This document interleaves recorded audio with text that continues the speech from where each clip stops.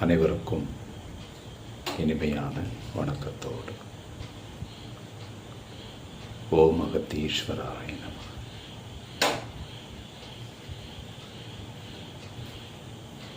இந்த கார்த்திகை மாத சத்சங்கத்துக்கு உங்கள் அனைவரையும் வரவேற்கிறேன். அகத்தியருடைய ஞானம் என்பது அது சுப்பிரமணியருடைய அந்த அவர் உபதேசம் கொடுத்ததை கொண்டு அகத்தியருடைய ஞான வழிகாட்டுதல் நடைபெறுது. அப்படி அகத்தியருக்கு அப்புறம் வந்தவங்களுடைய அவருடைய அந்த ஞான வழிமுறைகள் எல்லாமே ஒவ்வொருத்தரும் அகத்தியரை பற்றி நிறைய அற்புதமான விஷயங்களை சொல்லியிருக்காங்க. அதில் கொங்கணர் சொல்கிறாரு, அகத்திய மகரிஷி நாமம் என்றபோது அஷ்ட சித்துதனை ஈவர் குளிகை ஈவர். அகத்தியர் நினைச்சிக்கும் போதே அவருடைய நாமம் அப்படிங்கிற அந்த வார்த்தையை நினைக்கும் போதே ஒவ்வொருத்தருக்குள்ளே இருக்கக்கூடிய அந்த அஷ்ட நிலைகள் தன்மைகளை நாம் உணர்ந்து கொள்ள முடியும். அகத்தியரே காசாய வேடமீவர், அப்போது சித்தரெல்லாம் கை கொள்வார்கள். அப்போ அந்த காசாயம் அப்படின்னா பொதுவாக நம்ம என்ன நினைக்கிறோம், காசாயம்னா காவி ஒரு உடை நம்ம நினைக்கிறோம். இந்த காவி உடை என்பது மட்டும் காசாயம் அல்ல. காசாயம் என்பது நம்மளுடைய பிராணன், அதாவது உள்கதியிலே எப்போதும் அந்த ஒளி எனும் கதியில இருப்பவர் என்று அர்த்தம். சுசுமனை சுவாசத்தை காசாயம் என்று பெயர் இருக்கு. அப்போ அகத்தியர் அந்த நிலையை முதல்ல உணர்ந்த பிறகுதான் அவர் அதை உணர்ந்த அந்த உணர்வை எல்லாத்துக்கும் வெளிக்கொண்டு வந்ததுனால சித்தரெல்லாம் கை கொள்வார்கள். எல்லா சித்தர்களும் அதை என்ன செஞ்சாங்க, அவர் மூலமாக அந்த முழுமையான உபதேசத்தை உள்ள இருக்கக்கூடிய பிராணனுக்கு அடுத்த நிலையாக இருக்கக்கூடிய அந்த சிவகதியைத்தான், அந்த ஒளி கதியைத்தான் காசாயம்னு சொல்லுது. இந்த காசாயம் போடணும் அப்படின்னா நமக்கு 3 விதமான நம்முடைய சுவாசங்கள் நடக்குது. அதை அடுத்த பாட்டில் பார்க்குறோம். அகத்தியரை தெண்டாலிட்டு மேறு செல்ல. அகத்தியர் என்ன பண்ணுறார், மேல் நோக்கி தெற்கு நோக்கி அவர் மேறு செல்ல யாருக்கும் தடையில்லை அரசே என்பார். அவருக்கு எங்கே போகிறதுக்கும் அகத்திய பெருமானுக்கு எந்த தடையும் இல்லை. மேல் நோக்கி எந்த இடத்திலும் எந்த லோகங்களுக்கும் செல்வதற்கு அவருக்கு எந்த தடையும் இல்லை என்பார். அகத்தியத்தம் எக்கியத்தில் பிறந்த யோகி. அகத்தியர் எல்லா யுகத்திலும் இருக்கக்கூடிய ஒரு பெரும் யோகி. அதனால தான் அவர் சதுர்யுக குரு என்று சொல்கிறாங்க. 4 என்பதுதான் சதுர்யுகம். சதுர் என்பது 4. 4 யுகத்துக்கும் குருவாக நிற்கின்ற அவர்தான் உண்மையிலே பெரும் யோகி. 1008 அண்டமெல்லாம் ஆணையாச்சே. அந்த பெரும் யோகி என்னுடைய ஆணை 1008 அண்டங்களாக அங்கே இருக்குது. அதுக்கெல்லாம் அவருடைய ஆணை தான் எல்லாமே செயல்படுகிறது. இது யார் சொல்ல, கொங்கணர் சொல்றார். அப்போ சுப்பிரமணியருடைய ஞானத்தில் நான் ஏற்கனவே சொன்னேன் இல்லையா, இந்த காசாயத்துக்கு ஒரு விளக்கம் கொடுத்துருக்காரு. யாரு, சுப்பிரமணியர் கொடுக்குறாரு. ஓசியடா காசாயம் அறியாமல் தான். அதாவது இந்த காசாயத்தை பற்றி உண்மை விஷயம் என்னான்னு தெரியாதவங்க தான் உவைந்திடுவான் காவிமண் தன்னால் மைந்தா. அவன் என்ன செய்வான், இந்த காசாயம்னா என்னன்னு தெரியாது, அது தெரியாதோ என்ன போயிடுவான், அவன் துவைத்திடுவான். எதை, இந்த உடை என்று நினைச்சு அதை டெய்லி துவைச்சி எடுத்து அந்த காவி மண் தன்னால் மைந்தா, அந்த காவிங்கிற உடையை மட்டும் போடுவான். ஆனால் உண்மையான காசி என்ன சொல்றாரு, காசாயம் என்று எதை சொல்றாருன்னா, வாசியடா காசாயம் உந்தனுள்ளே, உங்களுடைய வாசி என்று உள்கதியாக இருக்கக்கூடிய அதுதான்டா உண்மையான காசாயம். அந்த காசாயம் எங்க இருக்கு, வெளியில துவைச்சு போடக்கூடிய ஒரு உடை அல்ல, அது உந்தனுக்குள்ளே உனக்குள்ள அந்த இருக்கக்கூடிய காசாயம். அந்த காசாயத்தை நம்ம என்ன செய்யணும், போடணும். எப்போதுமே அந்த காசாயம் போட்டு இருப்பவன் தான் சித்தன். அப்போ உடைய அளவுல காசாயம் போடுறதில்லை, நம்ம காவி உடைய ஃபுல்லா போடுறது அல்ல காசாயம் என்பது. சித்தர் சுப்பிரமணிய சொல்றாரு, அது உண்மையான காசாயம் என்னன்னா துவச்சி உடுத்தக்கூடிய ஒரு உடை அல்ல, வாசியடா, உங்களுக்குள்ள இருக்கக்கூடிய அந்த வாசி என்பது அதுதான் உண்மையான காசாயம். அப்ப அந்த வாசின்னா என்ன அப்படின்னா, இவங்க பொதுவா சித்தர்கள் என்ன பண்றாங்க, எல்லாத்தையுமே எப்படி கொடுக்குறாங்க அப்படின்னா பரிபாஷையில தான் இது நம்ம கொடுத்துருக்காங்க. இப்போ ஞானத்தை அவங்க நேரடியாக கொடுக்காம ஞான விஷயங்கள் எல்லாமே மருத்துவத்தை இணைத்து இந்த ரெண்டு சேர்த்து தான் கொடுப்பாங்க. 96 தத்துவமும் அல்லது 96 சரக்கும் சொல்லி எழுதியிருப்பாங்க. 96 தத்துவத்தை தான் 96 சரக்குன்னு சொல்கிறாங்க. இப்படி எப்போவுமே இந்த ரெண்டும் சேர்த்து சேர்த்து சேர்த்து தான் அவங்க அது எழுதினாங்க. சரி, இப்போ முதல் கட்ட அக உடம்பு அல்லது சூஷ்ம தேகம். இப்போ அவர் வாசியடா காசாயம் சொல்லிட்டார் சுப்பிரமணியர். இப்போ நம்ம என்ன பண்ணுறோம், அது என்னன்னு பார்க்கணும் இல்லையா. இப்போ இந்த புலன்கள் 5ஐயும் தொடர்புபடுத்தி ஓடக்கூடிய இந்த வெளியில ஓடக்கூடிய சுவாசத்தை, அதாவது அது காற்றை நாம சுவாசிக்கிற பேர் தான் சுவாசம்னு பேர். 5 புலன்களை இயக்கக்கூடிய, 5 புலனை இணைந்து இயக்கக்கூடிய அந்த இதுதான் நம்ம சொல்லக்கூடிய சுவாசம். அடுத்தால நிஸ்வாசம் அப்படிங்கிற ஒரு வார்த்தை சொல்றாங்க. நிஸ்வாசம், நிஸ்வாசம் அப்படின்னா உள் செல்லும் காற்று, உள்ளே இருக்கக்கூடிய பிராணன் ரீதியாக நீங்க செய்யக்கூடிய அந்த வாசி என்று முதல் நிலை வாசியாக உங்களுடைய அண்ணாக்கு வழியாக நீங்க செய்யக்கூடிய சுவாசத்துக்கு பேர் தான் நிஸ்வாசம், அல்லது அதுக்கு பேர் உஸ்வாசம்னு ஒரு பேர் இருக்கு. நிஸ்வாசம் உஸ்வாசம் ரெண்டும் ஒன்று தான்.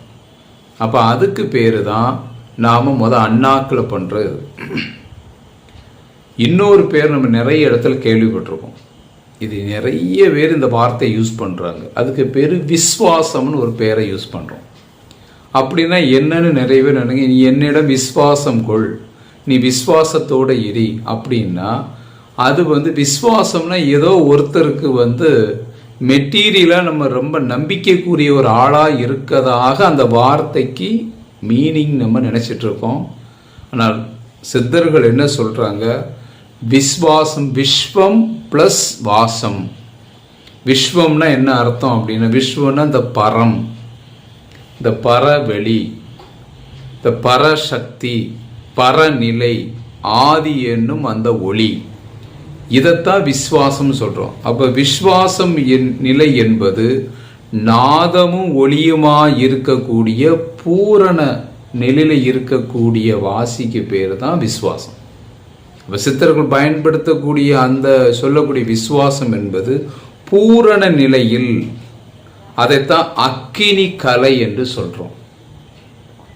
அப்ப நம்ம முதல்ல இந்த இடகலை பின்கலை என்று சொல்லக்கூடியதை கொண்டு செயல்படுத்தக்கூடியது சுவாசம்.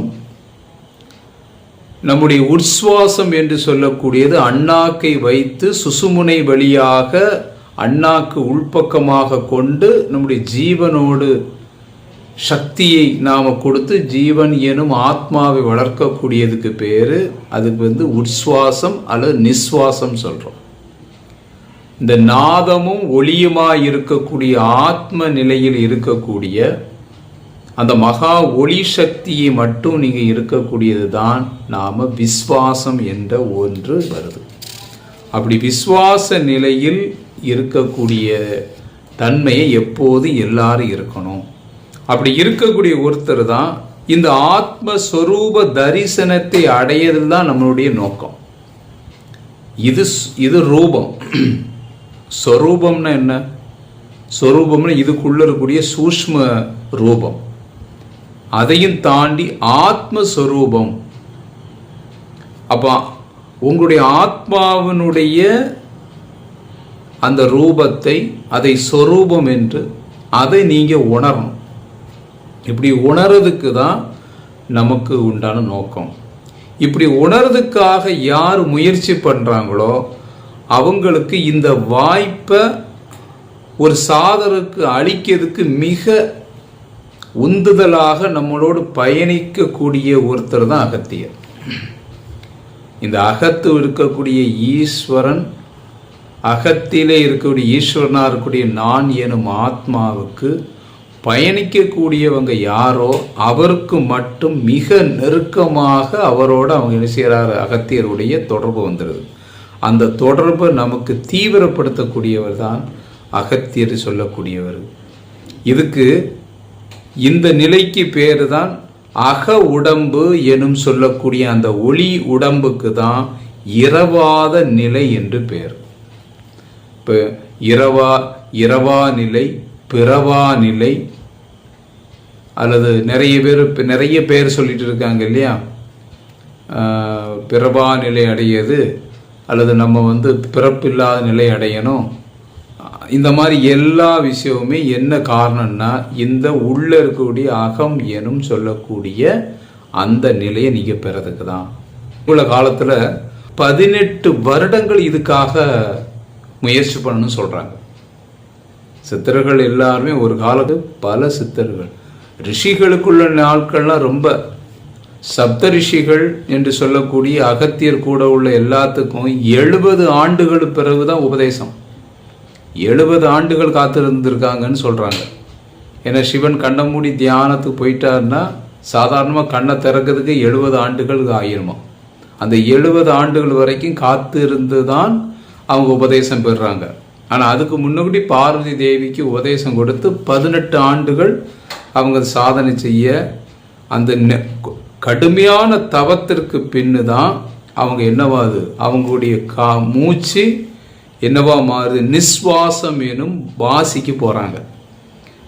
இந்த வாசி எனும் பிராணனை அவங்க சுவாசம் செய்த பிறகுதான் அவங்க என்ன செய்யாங்க, இந்த மனம் என்று ஒன்று, உங்களுடைய மனம் என்று இடகலை பின்கலை மனம் என்று வெளிப்படக்கூடியது உங்களுடைய வாசி எனும் சுவாசம் பிராணனாக அது என்ன ஒடுக்கம் ஏற்படுது. அது வரைக்கும் ஒடுங்காது. நீங்க என்ன தலைக்குத்திர நம்ம நின்னாலும் உள் சுவாசம் என்று சொல்லக்கூடிய வாசி அண்ணாக்கு வழியாக ஓடும்போது மட்டும்தான் உங்க மன ஒடுக்கம் ஏற்படும். ஏன்னா இங்க 2 மூக்கு வழியாக வெளிப்படக்கூடியது உங்களுடைய மனமாக வெளி ரீதியான இடகலை பெண்களினுடைய வழியில செயல்படுது. அப்ப அது 2 உங்களுக்கு என்ன செய்யணும், கண்டிப்பா என்னவா மாறணும், ஒடுக்கம் வரணும். அப்ப அது அண்ணாக்கு வழியாக எடுக்கக்கூடிய உங்களுடைய பிராணன் மூலமாக தான் நீ உங்களுக்கு என்ன செய்யும், ஒடுக்க முடியும். இப்படி இந்த நிலையில இந்த சித்தர்களுடைய அந்த பெயர்கள் நீங்க பார்த்தீங்கன்னா அதுக்கு சித்தர்கள் என்னென்ன பேர்லாம் வச்சிருக்காங்க. இந்த நிலைக்கு உள்ள நீங்க ஒடுங்கிறதுக்கு பேரு ஒன்று புருவ மத்தி. நம்ம நினைச்சிட்டு இருக்கோம் இதுதான் புருவ மத்தி நினைக்கும். இது இல்லை, இதுக்கு உள்ள இருக்கக்கூடிய அந்த ஜீவனுடைய ஒளியில போய் ஒடுங்கிறதுக்கான பேரு தான் என்னெல்லாம் வச்சிருங்க, புருவ மத்தி, பிடரிக்கண், பரம், நெற்றிக்கண், பராபரம், திருமூலம். இப்ப திருமூலர் ஏன் பேர் வந்தது அப்படின்னா நம்ம நினைச்சிட்டு இருக்கோம் மூலர்னு சொல்லக்கூடிய ஒரு உடம்பு எடுத்தனால திருமூலர் இல்லை, திருமூலத்தை அவர் உணர்ந்து இருந்ததுனால அவர் பேர் திருமூலர். இப்ப திருமூலம்னு என்ன, உள்ளே இருக்கக்கூடிய அந்த பரகதி என்று சொல்லக்கூடிய ஆத்ம ஒளியை உணர்ந்தவன், திருமூலத்தை உணர்ந்தவன் திருமூலர். இப்படிலாம் அந்த பேர் ஏன் வருது அப்படின்னா இந்த ஒவ்வொரு விஷயமும் உள்நோக்கி போனவங்களுக்கு வந்த பேர்கள். இப்போ இப்படி இருக்கக்கூடிய இந்த பரம்பரையில் எத்தனையோ புற உடலோடு இப்போ நிறைய பேர் இருக்கிறாங்க இல்லையா. ஞானியாக இருந்தாலும் கூட அவர் ஒருவருக்கு உபதேச குருவாக மட்டுமே இருக்க முடியும். இதுதான் மிக முக்கியமான பாயிண்ட். யாராக இருந்தாலும் நீங்கள் என்ன செய்வீங்க, உபதேசம் கொடுக்கக்கூடிய குரு தான். தட் இஸ் வழிகாட்டின்னு சொல்கிறோம். அவங்க யாரும் ஆக முடியாது. அந்த உண்மையான குருவாக இருக்கக்கூடிய யாருன்னா அவன் தான் சத்குருன்னு சொல்லக்கூடியவங்க. ஞான குரு, ஜீவகுரு, நாதகுரு, ஜெகத்குரு இப்படின்னு இருக்கக்கூடியவங்களாட்டி அங்க ஆக முடியாது. உபதேச குருவாக நம்ம ஆகலாம். இங்க பல பேர் வந்து என்ன பண்ணலாம், உபதேசம் பண்ணலாம். உபதேசம் பண்ணி உபதேச குருவாட்டு நம்ம இருக்கலாம். இப்போ நானும் உங்களுக்கு உபதேசம் தான் கொடுக்குறேன், நாங்களும் உங்களுக்கு உபதேசம் பண்ணுறோம். உபதேசம் என்ன, வழியை காட்டுகிறோம். யார் உண்மையான குரு, யார் அந்த உண்மையான சத்குரு, யார் உண்மையான ஆதி சத்குரு, யாரு ஞான குரு, யாரு மகா குரு, யாரு நாதகுரு, யாரு ஜெகத்குரு, இப்படிலாம் ஒவ்வொரு பேர் வச்சுக்கலாம். இப்போ அகத்தியர் மகாகுருன்னு சொல்லலாம், ஜெகத்குருன்னு சொல்லி என்ன பட்டம் வேணாலும் வச்சுக்கலாம். அவரை வந்து மாமகரிஷி சொல்றாங்க, பிரம்ம ரிஷின்னு சொல்லலாம், தென்னாடுடைய சிவன் சொல்றாங்க, என்ன வேணாலும் சொல்லலாம். ஆனா அந்த நிலையில இருக்கக்கூடியவங்களும் சரீர உடல் எடுத்து இருக்கக்கூடியவங்களுடைய பட்டமும் வந்து ஒன்று சேராது. ஏன்னா அவங்க எப்படி இருக்காங்க, அவங்க விதி எல்லாத்தையும் தாண்டி இந்த பஞ்சபூத இயக்கத்தை தாண்டி இங்க இருக்கக்கூடிய பிரபஞ்சம் எனும் நம்மளுடைய சூரிய குடும்பத்தினுடைய விதி இயக்கத்தை தாண்டி அவங்க பிரபஞ்ச பால்வெளி மண்டலங்கள் எல்லாத்தையும் தாண்டி, எத்தனையோ மண்டலம் சொல்லியிருக்காரு இல்லையா, அந்த மண்டலங்கள்லாம் தாண்டி இருக்கக்கூடிய பிரம்மஸ்தானம் என்று சொல்லக்கூடிய சப்தரிஷியினுடைய மண்டலமாக அது நிர்ணயப்பட்டு நிற்கிறாங்க. அப்போ அவங்களுக்கு பிறப்பு இல்லை, இறப்பு இல்லை, பசி இல்லை, தாகம் இல்லை, ஒன்றும் இல்லை. அவங்க அங்கேருந்து எப்படி கனெக்ட் பண்ணுறாங்க, நம்மளோட ஒளி வழியில், அதான் திருவடின்னு சொல்கிறோம். அந்த திரு என்பது ஒளி என்று அர்த்தம். திருவடியில் ஒளி வழியாக நம்மளை தொடர்பு பண்ணுறாங்க. ஏன்னா அவங்க எந்த நிலையில் இருக்காங்களோ அதனுடைய தன்மையிலே தான் நமக்கு தொடர்பு வரும்.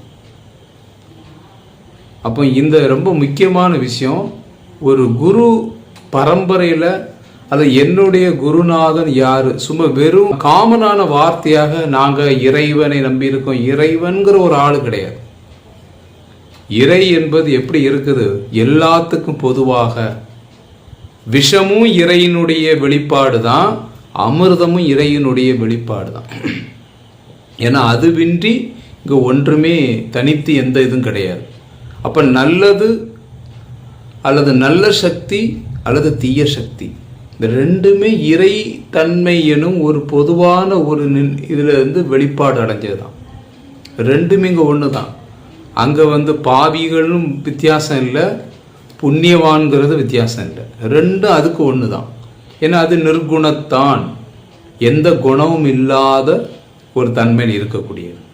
அப்படி இருக்கக்கூடியது எப்படி இருக்கும், குரு தான் என்ன பண்ணுறாது, அதை உணர்ந்தவன் என்ன பண்ணுறான், அந்த நேர்மை, சத்தியம், ஒழுக்கம் என்ற ஒரு வழிமுறையை உருவாக்குறான். அப்போ அந்த வழிமுறை உருவாக்கப்பட்டவங்க எப்படி இருக்கிறாங்க, சாதாரண உடல்நிலையில இருந்து அந்த தன்மை, விதியினுடைய தன்மைகளை எல்லாம் தாண்டி அவங்க அங்க இருக்கக்கூடிய பிரபஞ்ச பேர் ஒளியினுடைய தன்மையிலே தன்னை முழுமையாக வளர்த்து கொண்டவர்கள்.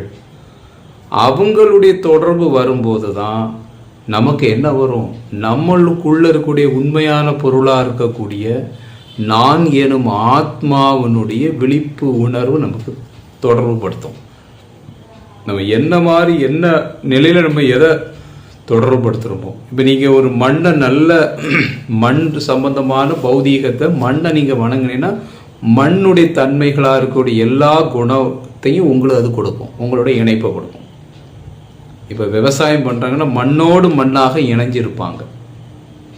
அப்போ நீர் சம்பந்தமான ஏதாவது பண்ணிட்டு இருக்கன்னா தண்ணியோடு தண்ணியாக அவங்க இணைஞ்சிருப்பாங்க. நெருப்பை பயன்படுத்தக்கூடியவங்க நெருப்பு சம்பந்தமாக இருப்பாங்க. அப்போ இங்கே செய்யக்கூடிய நிறைய பூஜை கர்மங்கள் எல்லாம் நெருப்பை மையமாக வச்சு செய்கிறது. நிறைய பரிகாரங்கள் நீரில் பண்ணுறது. அப்போ இந்த 3 தான் அங்கே பரிகாரத்தில் பண்ணப்படுது. நீர், நெருப்பு, மண். இந்த 3 தான் அங்கே நடக்குது. காற்றில் செய்யக்கூடிய பரிகாரம் தான் நீங்கள் யோகத்தில் வாரீங்க. நீங்கள் பிரபஞ்சத்தில் செய்யக்கூடிய பரிகாரம் தான் நீங்கள் ஞானத்துக்கு போகிறீங்க. அப்போ மனிதனுடைய வளர்ச்சி என்பது முதல் 3 பௌதிகத்திலே நின்று போயிடுது. அதை தாண்டி அவங்க வரதில்லை. அப்போ சுவாசத்தை கொண்டு செய்யக்கூடிய வினை செய்வதற்கும் வினையை மாற்றி அமைப்பதற்கும் வினையினால் ஏற்படும் நன்மையை பெறுவதற்கும் நம்ம என்ன பண்ணுறோம்? நாம் ஓரொரு பௌதீகத்தினுடையதையை நாம் கடந்து வர வேண்டும். கீழே இருக்கக்கூடிய மண், நீர், நெருப்பு இந்த 3 வைத்துமே ஒருத்தர் செய்து கொண்டு இருக்கிறதா இருந்தால் அவர் என்ன செய்வார்? எப்போதுமே இந்த பூமியினுடைய ஈர்ப்பு வட்டத்துக்குள்ளே தான் தன்னுடைய வாழ்க்கையை நடத்துவார். அதை தாண்டி அவர் என்ன பண்ணுறது இல்லை, மேல்நிலைக்கு போகிறது இல்லை.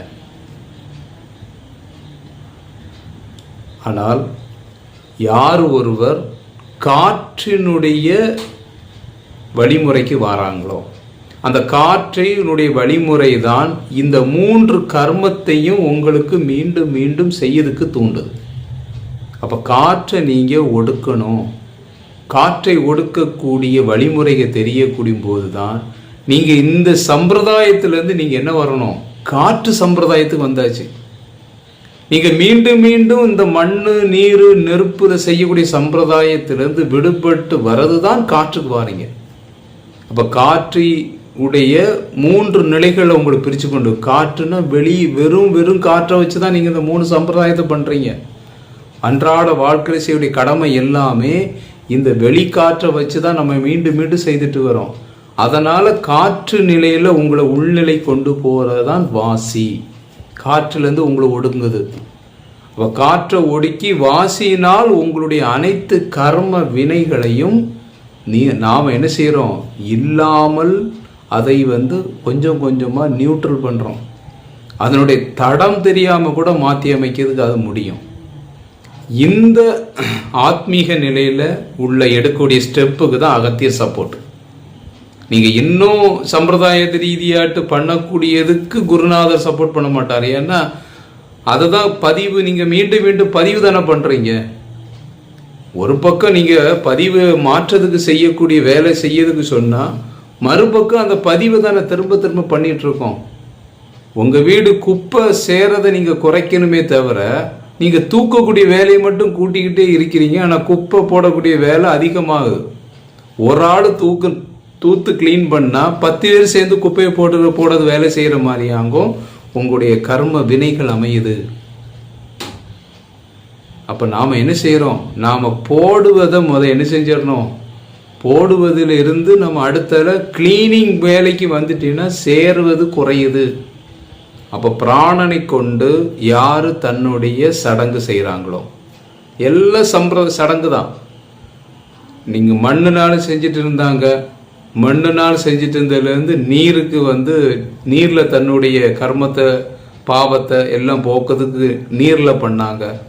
அதுக்கப்புறம் நீரை மட்டும் வச்சு நம்மளால் இது பண்ண முடியும்னு சொல்லி நெருப்பை ஆட் பண்ணாங்க. அப்போ நெருப்பை வைத்து பண்ணப்பட்ட பலவிதமான விஷயங்களில் அது முழுமையாக போகலை. ஏன்னா உயிர் ஜீவன் ஒவ்வொன்றும் செயல்படுறதுக்கு காரணம் இந்த மண், நீர், நெருப்பு. இந்த 3 இல்லைன்னா எந்த இன்ப துன்ப எந்த விதமான அனுபவம் இங்கே இல்லை. அப்போ இந்த 3 வச்சு நீங்கள் மீண்டும் மீண்டும் அதைத்தான் செய்ய முடியுமே தவிர அதுலேருந்து ரிலீஃப் ஆக முடியாது. அதனால தான் சித்தன் என்ன பண்ணிட்டான்? அவன் காற்றுக்கு தன்னை காற்று உடைய விஷயத்துக்கு கொண்டு வந்தான். அப்போ காற்று தான் இதுக்கு காரணம். இந்த 3ஐயும் செய்யறதுக்கு என்ன தேவை? உங்களுக்கு மூச்சு இருந்தால் தான் நீங்கள் செய்ய முடியும். உங்கள்கிட்ட மூச்சு ஓடலைன்னா இந்த 3 காரியங்கள்லையும் நீங்கள் உங்களை செயல்படுத்த முடியாது. அதனால் மூச்சுக்கு வந்தான். அப்போ மூச்சுன்னா வெளி மூச்சு தான் இதுக்கு அவ்வளோதும் காரணம். இந்த உலக ரீதியாக ஒவ்வொருத்தருக்கு ஒருத்தர் செய்யக்கூடிய கர்மத்தை இந்த வெளி மூச்சு தான் என்ன பண்ணுது, இழுத்து இழுத்து நம்மளை என்ன செய்யுது, அந்த பந்தத்தில் நம்மளை மீண்டும் மீண்டும் அதில் கொண்டு தள்ளி விடுது. அப்போ இந்த 2 காளையும் ஒரு வண்டிக்கு 2 இருக்கக்கூடிய அதை ஒத்த காளையாக மாற்றணும், ஒன்னாட்டு மாற்றணும் சொல்லக்கூடிய விஷயம் தான் அர்த்தநாதீஸ்வரர்னு சொல்லி கொண்டு வந்தாங்க. 2 ஒன்னாக்குறது, தனித்தனியாக இயங்காமல் ஒன்றாக மாற்றுவது, 2 கலந்த ஒன்று. அந்த 2 கலந்த ஒன்றுக்கு வரும்போது தான் அதுக்கு பேர் பிராணன். அப்போ அதை இயக்கக்கூடிய வேலையை செஞ்சாங்க, பிராணனை கொண்டு ஒன்னாக்கக்கூடிய. அப்போ அக்கினி கலை என்ற சொல்லக்கூடிய நம்மளுடைய என்ன வருது, அந்த விசுவாச நிலை என்று வருது.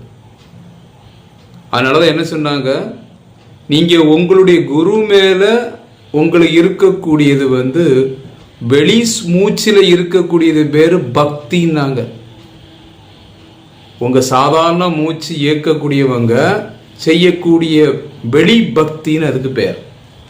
ஏன்னா வெளிபக்தி என்ன செய்யுது, எப்போதுமே வெளி ரீதியாக ஒரு உருவமாக ஒரு கொஸ்டின்லே நீங்கள் அவரை நம்பிட்டு இருப்பீங்க. இப்போ அகத்தியர் ஒரு ரூபம், அல்லது சிவன் அல்லது முருகர், இதெல்லாம் எந்த அடிப்படையில் நீங்கள் இது பண்ணுறீங்க, உங்களுடைய வெளி சுவாச ரீதியாக ஏற்படக்கூடிய ஒரு நம்பிக்கை. அப்போ அங்கே என்ன செய்யும், அங்கே எப்போவுமே என்ன வரும், எப்போதுமே ஒரு நிரந்தரமான நிலையில் நிற்காது. ஏன்னா அது வெளி சுவாசம், வெளியில் இருக்கக்கூடிய அந்த மாற்றம், அந்த கலைக்கு தக்கவாறு இருக்கக்கூடிய அதிர்வு, அந்த இசைவு சொல்லக்கூடிய அந்த சலனம் இருந்துக்கிட்டே இருக்கும். ஒரு நாள் இங்கே நம்புவோம், ஒரு நாள் அங்கே போய் இன்னொன்று நம்புவோம், இன்னொரு நாள் இதுக்கு தான் சக்தி கொடுதுன்னு நினைப்போம், ஒரு நாள் முருகரும்போம், இன்னொரு நாள் சிவன் கோயில் ரொம்ப சக்தி வாய்ந்ததும்போம். அப்போ இங்கே என்ன வரும், மாறுபட்டு கொண்டே இருக்கும், நிலையாக இருப்பதில்லை. உங்களுடைய குரு பக்தி எப்படி இருக்கணும், குரு பக்திங்கிறது நீங்கள் இருக்கக்கூடிய தன்மையை பொறுத்தே அந்த பக்தி அடுத்தடுத்த நிலைக்கு பரிணாமம் எடுக்குது. அப்போ நீங்கள் வெளி சுவாசத்தில் உங்களுடைய குருவை நீங்கள் எல்லாரும் நினைக்கக்கூடிய குரு வெளி சுவாச ரீதியாக ஒரு மூச்சு ரீதியாக இருக்கக்கூடிய ஆளு மேலே தான் நீங்கள் குருவாட்டு நீங்கள் நினைக்கிறனால நீங்களும் வெளி சுவாசம், அவரும் வெளி சுவாசம். அப்போ ரெண்டு வெளி சுவாசம் உள்ள ஆட்கள் எப்படி இருப்பீங்க, 2 பேத்துக்குள்ளேயும் என்ன இருக்கு, இல்லை உண்மையான இணைப்பு இல்லை, வெறும் வெளிப்புறமான சலனத்தோடு இருக்கக்கூடிய ஒரு விதமான தொடர்பு தான். அப்போ யார் ஒருத்தர் அடுத்த நிலை போகிறாங்க, அடுத்தல வாசி என்ற அண்ணாக்கு சுவாசத்தில் பண்ணும்போது தான், உள் சுவாசம் என்ற ஒரு இணைப்பு வரும்போது தான் சில புரிதல் ஏற்படும். உங்களுக்குள்ள என்ன வருது, ஒரு புரிதல் ஏற்பட ஆரம்பிக்குது. உங்களுக்குள்ள இருக்கக்கூடிய உண்மையை உணரக்கூடியது உங்களுக்குள்ளே வழிகாட்டக்கூடியது. குரு என்பவன் வெளி சுவாச நிலையில் இல்லை, குரு என்பவன் உள் சுவாச நிலையிலும் இல்லை. அது உங்களை உணர்றதுக்கு தான் நீங்கள் உள் சுவாசம் பண்ணக்கூடிய அந்த அண்ணாக்கள் எடுக்கக்கூடிய வாசி. அப்போ குரு என்பவன் எங்க இருக்கிறான், அவன் விஸ்வாச எனும் நிலையில் இருக்கிறான். அப்ப விஸ்வாசங்கிறது அக்கினி கலையாக இருக்கக்கூடிய அந்த சிவம் சக்தி ஒளி இந்த 2 இணைப்புள்ள உள்கதியினுடைய மூலகதியாக இருக்கக்கூடிய நிலையில் நான் இருப்பதை போல அவன் இருக்கிறான். நான் இந்த உடலுடைய மாயா தோற்றத்தில் இருந்து என்னுடைய உண்மைத்தன்மை இருக்கு, அவனுக்கு மாயா தோற்றம் என்று ஒன்றே இல்லாத பூரணமான அவன் உண்மைத்தன்மை இருக்கு. அவன் தான் சத்தியம். இப்போ யார் சத்தியம், அந்த குரு எப்படி இருக்கான், இங்க பஞ்சபூத மாயை இருக்குது, இடகலை பின்கலை என்று இருக்கக்கூடிய மாயா நிலையில நமக்கு நம்பிக்கை என்று இருக்கக்கூடிய சலனமான இயக்கம் இருக்குது. இதை தாண்டி நம்மளை அறிவதற்கான வாசி நம்ம பண்ணிட்டு இருக்கோம். அதை இதெல்லாம் கடந்து ஏகப்பட்ட மாய நிலையில் இருக்கக்கூடியதெல்லாம் கடந்து உள்ளே ஒரு உண்மை இருக்குது, அந்த சத்தியம். நம்ம இதெல்லாம் கடந்து இதுக்குள்ளதான் நம்மகிட்ட உண்மை இருக்கு. ஆனால் அந்த மகா குருநாதன் இந்த போலியான இந்த மாய நிலையுடைய இந்த உடல் ரீதியாக எதுவும் இல்லாமல் பூரணமாக பரிபூரணமான நிலையில அவன் எப்படி இருக்கான்? சத்தியமானவனாக இருக்கிறான். அவனுடைய தேகம் எப்படி இருக்கு? சத்தியமாக இருக்கிறது, மெய்ப்பொருளாக இருக்கிறது, பரம்பொருளாகவே அவன் இருக்கிறான். அதனாலதான் அவன் மட்டும்தான் உண்மையான பொருள். நாம மாயா தோற்றத்துக்கு உள்ளே இருக்கக்கூடிய உண்மையான பொருள். இப்ப நான் மாயா தோற்றத்திலும் என்னுடைய உணர்வு இருக்குது, என்னுடைய உண்மையிலும் எனக்கு உணர்வு இருக்குது. அப்ப எனக்குள்ள நாம என்ன செய்யறோம்? நம்ம எல்லாருமே இந்த மாயா உணர்வுல இருந்து இந்த உண்மையான உள்பொருளுக்கு நான் என்ன செய்யறேன்? என்னை பயணிக்கிறேன். என்னுடைய நினைவை என்னுடைய உள் கருக்கு கொடுக்கிறேன், உண்மைக்கு கொடுக்கிறேன், சத்தியத்தை நோக்கி. இதைத்தான் வள்ளல் பெருமான் சத்திய ஞான சபை அப்படின்னாரு. எங்க இருக்கு சத்தியம்? ஆத்மா எனும் அந்த உள் ஒளியே சத்திய ஞானம். அவ சிதம்பரம்ங்கிறது என்ன? சிற்றம்பலத்துல இருக்கக்கூடிய தெய்வம். சிற்றம்பலம், இந்த உடம்புக்குள்ள இருக்கக்கூடிய சிற்று அம்பலத்துல இருந்து நடனம் ஆடுகின்ற தெய்வம். அவன் யாராட்டு இருக்கிறான்? நீங்களாக இருக்கிறான். எனக்குள்ளாக இருக்கக்கூடிய அந்த தெய்வத்தை விட வேற எதுவுமே இங்க உயர்ந்தது கிடையாது. எனக்குள்ள இருக்கக்கூடிய தெய்வத்தை விட உயர்ந்தது புறத்திலே இல்லை. புறத்திலே எல்லாத்தையும் ஆளுகின்ற அதே தெய்வம் என்ற ஒன்று என் உள்ளே நான் எனும் உண்மை பொருளாக இருக்கிறது. அப்ப எப்பவுமே நீங்க உங்களுடைய ஒளி உணர்வுல உங்களுடைய ஆத்ம தெய்வீக உணர்வு என்பது வெளியிலே புறத்திலே செய்யக்கூடிய தெய்வீக உணர்வு அல்ல. வெளியிலே நீங்க செய்யக்கூடிய சம்பிரதாய தெய்வீக பணி அல்ல. இறைப்பணி என்பது என்ன? இறைப்பணி இந்த உண்மையாக உள்ள இருக்கக்கூடியதிலே நீங்கள் உங்களை கொண்டு அதுல பண்றது பேர் தான் இறை வழிபாடு. எது இறையோ, எது உண்மையாக அழியாத இருக்குதோ எனக்குள்ளே, அதனுடைய வழி, அதனுடைய பாதை வழியாக நான் எனும் இந்த மாய உணர்வு, உணர்ச்சி எல்லாத்தையும் நான் என்ன செய்றேன்? ஒடுக்கி அங்கே நான் போறேன். ஏன் எல்லாரும் கோயிலுக்கு போகணும்னா, அக கோயிலுக்குள்ள நீங்க டெய்லி போகணும். புற கோயிலுக்கு நீங்க எப்போ போவீங்க? திறந்திருந்தா தான் போக முடியும். புரியுதுங்களா? திறந்திருக்கக்கூடிய கோயில் தான் போக முடியும். நேர காலம் தூரம் பர்மன் வசதி உங்களுடைய பல விதமான விஷயங்களை வச்சு தான் புற கோயிலுக்கு நீங்க போக முடியும். ஆனா அகத்தே இருக்கக்கூடிய கோயிலுக்கு நீங்க அப்பப்போ போயிட்டு வர்றதில்லை. நித்தியமாக பூஜையோடு இருக்கணும். அந்த நித்திய பூஜை அகத்துக்குள்ளே இருக்குது. நீங்களும் அந்த இறை எனும் சொல்லக்கூடிய ஆத்மாவும் வேறு வேறு அல்ல. நீங்களும் அதுவும் பிரிவதே இல்லை. ஆனா இப்ப நம்ம பிரிஞ்சிருக்கிறோம். வெளி ரீதியான பல பேருடைய கருத்துக்கள் நீங்க பிரிஞ்சிருப்பதல்ல பிரிவு. ஆண் என்று அல்லது பெண் என்று என்பது நானும் இறையுமாக இருக்கக்கூடிய பந்தம். ஒரு ஆண் பெண் பண்ணது பிசிக்கலா பண்ணக்கூடிய திருமணம் என்பது என்ன தாற்பயத்தில் வருது அப்படின்னு பார்த்தீங்கன்னா, உள்ளின் உள்ளே இருக்கக்கூடிய ஒளி என்ற ஆணுக்கு பொருந்தக்கூடியதாகவும், பெண் என்று இந்த சக்தி நிலையாக இருக்கக்கூடிய இந்த பௌதீக நிலையிலுடைய பிரபஞ்ச சக்தியாக எனக்குள்ளே இருக்கக்கூடிய இந்த மாயா சக்தி பெண்ணாகவும், உண்மைத்தன்மையான ஒளி என்பது ஆணாகும். இப்ப மேரேஜ் யாருக்கு நடக்குது அப்படின்னு பார்த்தீங்கன்னா, உள்ள இருக்கக்கூடிய உங்களுடைய ஆத்மா எனும் ஒளி ஆணுக்கும், நான் எனும் பெண்ணா இருக்கக்கூடிய நான் எனும் இந்த உடல் இயக்கத்தில் இருக்கக்கூடிய சக்திக்கும் தான் மேரேஜ். இதைத்தான் என்ன பண்ணாங்க, ரெண்டு பேரும் பிசிக்கலா இதை என்ன பண்ணி அவங்களுக்குள்ள எவ்வளவு ஒத்து போவாங்க அப்படின்னா, உங்கள்கிட்ட இருக்கக்கூடிய உங்களுடைய கணவனாக இருக்கக்கூடிய ஒவ்வொருத்தருக்கும் இருக்கக்கூடிய கணவன் உங்களுடைய ஆணாக இருக்கக்கூடிய ஒளிதான் கணவன். அதனாலதான் எல்லாரும் என்ன சொன்னாங்க, ஆணாக இருக்கக்கூடியது எது? எல்லாத்துக்குள்ளே ஆண் எது? உங்களுடைய ஒளி எனும் ஜீவன் எனும் ஒளி தான் ஆண் தன்மையாக இருக்கும்.